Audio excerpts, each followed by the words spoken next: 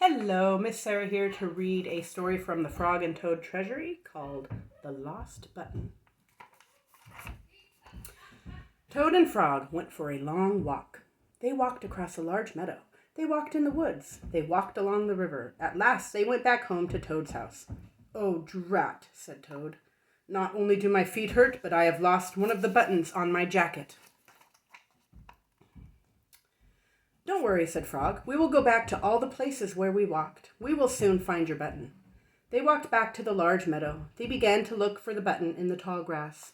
"Here is your button," cried Frog. "That is not my button," said Toad. "That button is black. My button was white." Toad put the black button in his pocket. A sparrow flew down. "Excuse me," said the sparrow. "Did you lose a button? I found one." "That is not my button," said Toad. "That button has 2 holes. My button had 4 holes." Toad put the button with 2 holes in his pocket. They went back to the woods and looked on the dark paths. "Here is your button," said Frog. "That is not my button," cried Toad. "That button is small. My button was big." Toad put the small button in his pocket. A raccoon came out from behind a tree. "I heard that you were looking for a button," he said. "Here is one I just found." "That is not my button," wailed Toad. "That button is square. My button was round." Toad put the square button in his pocket. Frog and Toad went back to the river. They looked for the button in the mud. "Here is your button," said Frog.